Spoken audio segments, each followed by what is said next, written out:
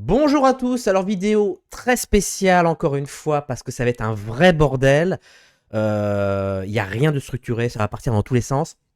On va parler de plusieurs choses.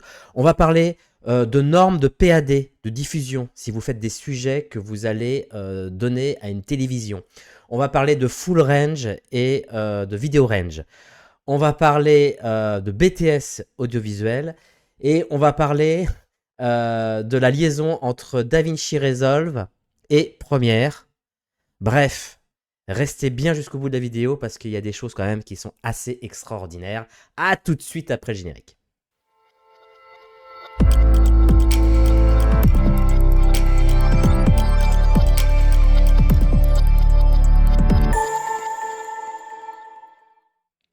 Donc cette vidéo a pour origine un problème où je me suis confronté lors des corrections de BTS audiovisuel la semaine dernière, où j'ai corrigé plusieurs écoles, donc c'était pas le cas d'une école mais de plusieurs écoles, et je me suis retrouvé avec des projets vidéo d'étudiants qui étaient des projets de fin d'année, complètement aux fraises. Ça veut dire des images complètement...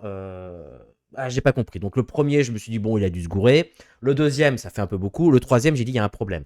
J'ai pris le projet, je l'ai mis dans DaVinci Resolve, j'ai ouvert DaVinci Resolve avec l'oscilloscope, hein, et j'ai regardé un peu à quoi ressemblait le signal vidéo. Et je me suis aperçu que le signal vidéo était complètement avec des blancs très grisés et des noirs très relevés, un peu comme si je regardais un fichier logarithmique.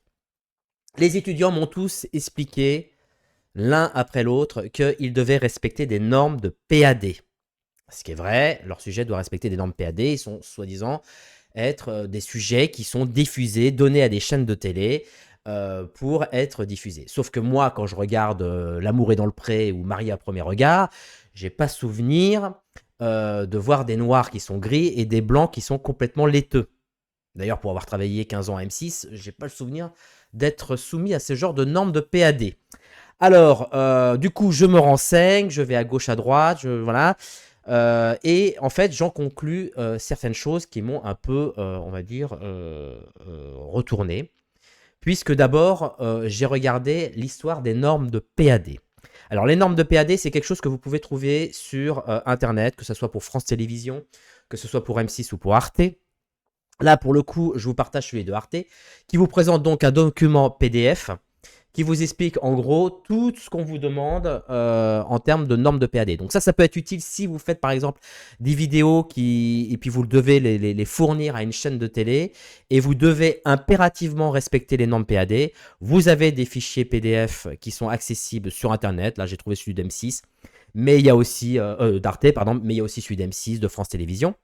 Et voilà, ça vous explique notamment le choix du codec, le choix d'espace colorimétrique, les codecs ici par exemple par ordre de préférence, donc AVC Intrad, NXHD, patati patata, et la tolérance en termes de signal vidéo. Et là on apprend que en termes de signal vidéo, eh bien on est dans un signal qui est compris entre 0 et 700 mV. C'est d'ailleurs spécifié ici. Que les niveaux de noir, ici, les niveaux de noir des composants RVB sont à 0% ou 0 mV, et les niveaux des blancs, 100% ou 700 mV. Tout dépend comment vous mettez l'échelle sur l'oscilloscope. Vous savez que vous avez plusieurs échelles, vous avez en pourcentage, en millivolts et aussi en bits. C'est en fonction que si vous êtes en 8 ou en 10 bits. Et ensuite, il y a marqué que dans le signal de l'image, chaque composante est autorisée à varier entre 0 et 100%. Jusque-là, pour moi, tout va bien. Cela équivaut à des niveaux d'échantillonnage numérique entre 16 et 35 et 235 pardon, pour du 8 bits et 64 et 940 pour du 10 bits. Ça veut dire qu'en fait, les fichiers vidéo doivent être encapsulés entre du 64 et du 940 sur 10 bits. Autrement dit, ça fait, si on considère que sur du 1024, ça fait à peu près entre du 6,5% et du 94% de signal vidéo. Mais du coup, les étudiants ont été très ceinture bretelle, si je peux me permettre. Et du coup, je me suis retrouvé avec des fichiers complètement écrasés. Mais du coup, je me suis dit, est-ce que c'est bien raisonnable tout ça? Alors qu'il est spécifié que le signal vidéo doit s'étendre entre 0 et 0% et 100%. Alors pour ça, je me suis renseigné un peu et j'ai été fouillé, notamment sur DaVinci. Vous savez que DaVinci, dans l'onglet Export, depuis plusieurs versions. Il vous propose si vous voulez une sortie vidéo range ou une sortie full range. Donc ça, c'est quelque chose qu'on peut trouver facilement sur DaVinci Resolve que je vous partage ici. Bien évidemment, j'ai ma sale gueule qui est devant, donc je vais me bouger, voilà. Voilà. Et donc là, on s'aperçoit, hop, je me pose, hein, excusez-moi. Et là, on s'aperçoit que ici, vous avez lors de vos exports, que ce soit du QuickTime, que ce soit du ce que vous voulez, vous avez ici une petite information qui se trouve dans les settings avancés qui vous demande comment voulez-vous avoir vos data. Est-ce que voulez-vous en auto? Est-ce que voulez-vous en vidéo ou en full? D'accord? Ça, c'est vraiment le choix qui est très important. À 95%, vous allez cocher auto. D'accord? Ça veut dire quoi? Ça veut dire que en gros, si vous cochez vidéo, le DaVinci va vous exporter automatiquement. C'est-à-dire que vous allez faire votre étalonnage. Alors là, j'ai pris en exemple une mire de bar. Hein. Et des mires de bar, une section de mires de bar. Donc, par exemple, j'ai pris cela. Vous voyez, DaVinci, vous avez fait, admettons que ça, c'est un étalonnage. D'accord? C'est un super étalonnage, un peu noir et blanc. Et qu'en fait, vous avez étalonné entre 0 et 100%. D'accord? Ce qui correspond bien évidemment lorsque je change le truc et je le mets en 10 bits, qui correspond entre 0 et 1023 bits. D'accord? DaVinci en vidéo range va s'occuper de, mais sans vous, hein, il n'a pas besoin de vous, c'est lui qui s'en occupe. En interne et tout, indépendamment de votre étalonnage, il va s'occuper à mettre tout ça automatiquement entre 64 et 960 pour la luminance, je crois, et 940 pour la chrominance, ou inverse, je ne sais plus. Mais en gros, il va s'occuper de mettre ça entre 64 et 960 bits. Ce n'est pas à vous de le faire. C'est pour ça que j'ai été très surpris que des enseignants disent, parce que c'est les enseignants qui ont dit ça aux étudiants, disent aux étudiants, oh là là, attention, vous étalonnez entre 64 et 960. Mais en fait, non. Vous étalonnez entre 0 et 100%, et après, c'est DaVinci qui s'en occupe. C'est pas, il n'y a pas d'étalonnage, parce que je me suis dit, putain, quand je fais des téléfilms France 3, et que je me souviens le dernier téléfilm France 3 que j'ai fait, et que j'ai étalonné avec des noirs pratiquement à 0. Alors moi, je colle jamais les noirs à 0%. Je les laisse toujours à quelques petits pourcentages au-dessus, à vraiment un petit espace. J'aime pas les noirs collés, donc un petit espace. Et ça m'arrive d'aller mettre des blancs, des surexpositions à 100%. Vous voyez? Mais les étudiants ont énormément martelé sur le fait des normes PAD, où le blanc est tabou, le noir est tabou. Bref, en gros, ça devait se situer entre du gris foncé et du gris clair. En fait, il n'en est rien. Dans les normes PAD, vous étalonnez entre 0 et 100%. Et lorsque vous sortez un export en vidéo range, DaVinci s'occupe automatiquement de mettre tout ça entre 64 et 960. Voilà. Donc c'est pour ça qu'en gros, le mieux, c'est de le mettre en auto. Je m'explique. Pourquoi en auto? Parce qu'en fonction du codec que vous allez choisir, si par exemple, vous choisissez un codec un codec de compression qui sont généralement dans les normes de PAD, genre les Apple ProRes 422HQ, les DNX HD, DaVinci va comprendre que c'est un export en 422 10 bits généralement, c'est généralement ce que les chaînes demandent, du 422 10 bits, il va savoir que c'est un fichier de master pour la télévision et il va s'occuper automatiquement de le mettre en vidéo range. Maintenant, si vous faites des exports pour les effets spéciaux, que vous avez besoin de passer sur des effets spéciaux, sur After ou sur des... Voilà, et que vous faites des exports, non pas en QuickTime, mais que vous faites des exports en OpenEXR, en DPX, en TIFF, bref, des suites d'images. Dans ce cas-là, DaVinci va dire « Ah, ce n'est pas un fichier vidéo pour la diffusion, donc je vais le mettre en full range. » Et il va tout mettre entre 0 et 1023. D'accord? C'est pour ça que la fonction auto, en fonction du codec qu'il va choisir, eh bien, il va se dire, ok, ça c'est un fichier pour la vidéo pour être diffusé, ça c'est un fichier pour être exporté et réimporté dans un logiciel. Du coup, j'ai fait une expérience. J'ai pris ici, voyez-vous, une mire de bar. Alors, je vais vous montrer là, ici sur l'oscilloscope, à quoi ça ressemble. Voyez-vous, j'ai pris différents éléments que génère DaVinci. Ici, par exemple, une mire de bar qui va de 0 à 1023, vous voyez, avec toutes les différentes échelles. Ici, une mire SMPTE Avec, là, on va regarder avec des niveaux de noir qu'on voit ici, qui sont minimes. Vous voyez que généralement, on se sert d'ailleurs pour étalonner des moniteurs avec la fonction luminance. Et puis, une mire de barre EBU, classique, à l'ancienne. Bon, un truc qui va du blanc jusqu'au noir. Voilà. OK. J'exporte ça et je vais exporter avec différents modes. Auto, vidéo et full. Et je vais l'exporter en mode 4.2.2. Et je vais aussi exporter la même chose avec ces 3 paramètres en mode DNX HR, celui qui se trouve ici. Alors moi je suis sur PC, hein, donc j'ai pas d'Apple ProRes. En DNX HR 444 12 bits. D'accord? Et c'est là qu'on va voir que si vous faites par exemple le workflow classique, si vous faites un workflow classique de genre vous montez sur Premiere, vous exportez et vous faites une confo sur DaVinci, vous étalonnez et vous revenez sur Premiere, vous allez peut-être vous dire, bon, j'ai fait une confo avec des fichiers R3D, je vais exporter en Apple ProRes, je vais peut-être donner à Premiere un Apple ProRes 444. Eh bien, regardons en gros à quoi ça ressemble parce que vous allez être assez surpris.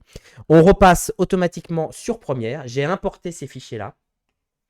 Et regardez, là je suis en mode full. Donc ça c'est du DNX HR 12 bits 444 en mode full range que j'ai mis en mode manuel full range.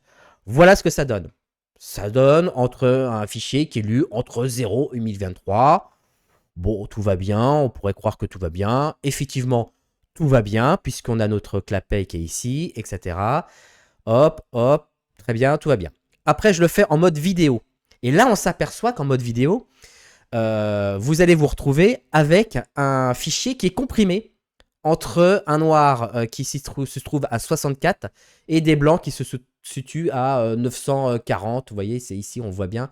De ce côté-là, on voit l'échelle des nombres des bits. Donc, on est entre 60 et 64. Ce qui veut dire que si, par exemple, vous exportez du 444 en mode vidéo range, eh bien, quand vous allez repasser sur Premiere, tout va être flingué. C'est-à-dire que vos niveaux de noir et vos niveaux blancs ne seront plus à la bonne, bien positionnés. Si je le fais en auto, on va se retrouver exactement avec la même chose. Pourquoi ? Parce que, en gros, DaVinci Premiere a compris que l'Apple ProRes 444 n'était pas un fichier qu'on devait lire en vidéo range. C'est un fichier qui devait interpréter comme du full range. Pourquoi ? Parce que le 444, pour lui, ce n'est pas un format de diffusion. Et donc, du coup, c'est un format pour faire des effets spéciaux ou autres. Et donc, du coup, il va le convertir en full range. Et automatiquement, vous voyez, et ben, quand il le met en full range, il le laisse à la façon comment DaVinci l'a compressé en vidéo range, c'est-à-dire compressé entre 64 et 960. C'est pour ça que je dis tout de suite que les étudiants en BTS audiovisuel qui se sont fait chier, parce qu'ils m'ont tous dit qu'ils se sont fait chier à mettre leurs signaux vidéo entre 64 et 940, eh bien c'est toute une connerie, puisqu'en fait ce n'est pas eux de le faire, c'est DaVinci qui le fait automatiquement. Maintenant, regardons ce qui se passe si je fais et que j'exporte exactement la même chose, mais cette fois-ci en 4.2.2 HQ, un genre de Apple ProRes 4.2.2 HQ ou un DNX HD, qui est généralement un format de diffusion pour les chaînes de télé. Donc on l'a juste après. Quand on le fait en full, voilà ce qui se passe. En full, on pourrait se dire, bon bah tout va bien. Vous voyez, j'ai mes 0 et mes 23, ça me semble être carré. Sauf qu'en fait, que quand on regarde la mire SMPTE, qui est juste là, bah, vous voyez les deux petites bandes noires ici, eh ben, elles ont disparu. Vous voyez ces petites bandes noires qu'on avait ici, là, voilà, ici on les retrouve là, eh bien en full range, elles ont complètement disparu. Qu'est-ce qu'il a fait Premiere ? Premiere, elle a dit, oh, Apple ProRes 4.2.2, ça c'est du vidéo range. Donc il a pris uniquement ce qui l'intéressait, c'est-à-dire entre 64 et 940. Si maintenant je fais regarde un DNX HD auto en point move, on s'aperçoit qu'ici a priori tout va bien. Mais regardons la mire SMPTE, et là on se retrouve bien avec un fichier qui est compris entre 0 et 1023, à savoir entre 0 et 100%, avec les petits plateaux ici, des noirs qui se situent en gros entre 2,5 et 5%, quoi. Qui est généré par la mire SMPTE de DaVinci Resolve. Vous voyez, là on les retrouve. Si on regarde en auto, pareil, on les retrouve et on retrouve que le signal est bien mis et bien étendu entre 0 et 1023. Moralité de l'histoire. Ce qu'il faut savoir, parce que ça encore, c'est un truc que j'apprêtais pas forcément d'attention. Mais ce qui est important, c'est que si vous faites une liaison entre DaVinci et Premiere en 4.4.4, parce que vous avez envie de garder une bonne qualité de fichier afin de pouvoir masteriser derrière et faire, par exemple, je ne sais pas moi, voilà, de faire des masters en 4.4.4 ou en 4.2.2. En gros, je vous conseille de le faire en full range, d'exporter en full range, donc de décocher le mode auto et de le mettre en full range, afin que Premiere puisse comprendre que c'est du 4.4.4, donc c'est du full range. Si vous ne le faites pas, vous allez vous retrouver avec des images sur Premiere qui n'ont rien à voir avec ce côté un peu délavé. Vous savez, ce côté gamma shift qu'on ne peut plus supporter à cause des différents espaces colorimétriques. Vous voyez, on en a déjà parlé sur la chaîne, différents espaces colorimétriques entre les moniteurs, les machins, les écrans, qui font souvent des gamma shift. On peut se retrouver avec un gamma shift à cause de ça. Si vous faites un export en 4.2.2, automatiquement DaVinci va le mettre en vidéo range et Premiere va l'interpréter comme du vidéo range parce qu'il y a marqué 4.2.2 HQ. Donc faites très attention quand vous faites des petites passerelles de fichiers. Vérifiez bien que, notamment sur l'Apple ProRes ou le DNX HR, qui est un format un peu ambigu, c'est-à-dire que c'est à la fois un format qui peut être utilisé pour faire des effets spéciaux, parce qu'on peut très bien communiquer pour les effets spéciaux en Apple ProRes, hein, quand on s'estime que l'OpenEXR ou le DPX est bien trop lourd pour faire des WeTransfer ou des MeasyLink. Donc du coup, on ne sait pas trop comment interpréter l'Apple ProRes 4.4.4. Donc faites très attention. Si vous avez un doute, n'hésitez pas à mettre une mire SMPTE au début ou à la fin de votre fichier pour voir si sur Premiere, c'est correctement interprété. Alors je dis Premiere, mais ça peut être aussi After. After doit comment dire, interpréter de la même façon que Premiere. Donc faites très attention. Et pour les étudiants de BTS audiovisuel, pour ceux qui m'écoutent, quand vous faites vos projets de fin d'année, ne vous emmerdez pas entre le 64 et le 960. C'est pas à vous de le faire. C'est une histoire de logiciel. C'est une histoire de vidéo range. Vous en occupez pas. Si vous faites un mode auto et que vous sortez un Apple ProRes ou un DNX HD en 4.2.2, il va savoir que c'est du vidéo range. Et c'est lui, comme je vous l'ai montré, c'est lui qui va s'amuser à le mettre automatiquement dans la bonne vidéo range. Donc arrêtez ça. Pour les normes de PAD, ça reste inchangé. On étalonne toujours entre 0 et 100%. Et encore une fois, c'est pas à vous de vous occuper de vous-même, de vous mettre dans les normes 64-960. Voilà, j'espère que cette vidéo vous a... vous avez appris pas mal de choses.